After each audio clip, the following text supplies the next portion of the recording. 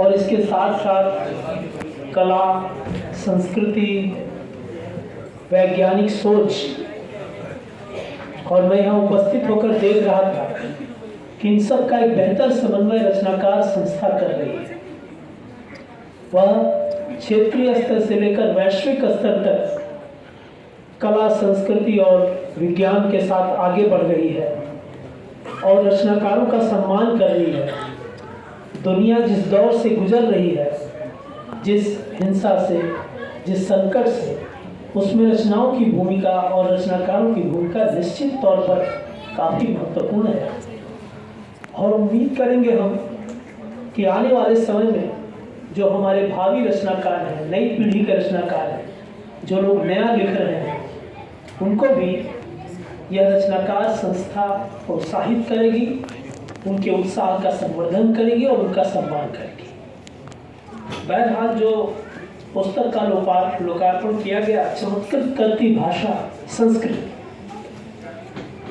निश्चित तौर पर संस्कृत का जो अवदान है, उस अवदान से पूरी दुनिया परिचित है, भारतीय भाषाएं परिचित हैं।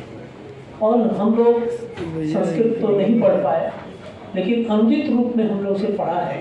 और जब जब मैं उसे पढ़ता हूँ तब तक सचमुच चमत्कृत होता हूँ। चमत्कृत का मतलब कोरा चमत्कृत नहीं, एक सही अर्थों में चमत्कृत होना। क्योंकि जब हम भारतीय काव्यशास्त्र हिंदी में पढ़ते हैं तो बड़ा ताज्जुब लगता है कि आचार्यों के जो तर्क हैं, आचार्यों के जो विश्लेषण है, वो इतने अद्भुत हैं कि कैसे एक सिद्धांत, एक संप्रदाय दूसरे संप्रदाय का खंडन करता है और उसी के उदाहरण के साथ, उसी के तर्क के साथ, ये लाजवाब है।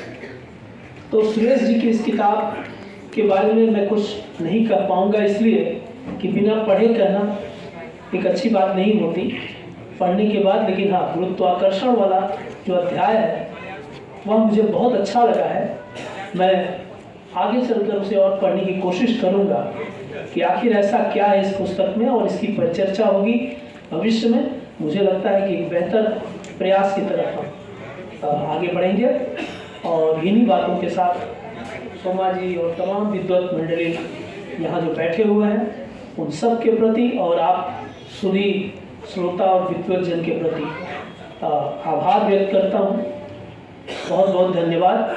और दिनकर की पंक्तियों के साथ कि सेनानी करो प्रयाण अभय, भावी इतिहास तुम्हारा है, ये नखत कमा के घुसते हैं, सारा आकाश तुम्हारा है। बहुत बहुत धन्यवाद।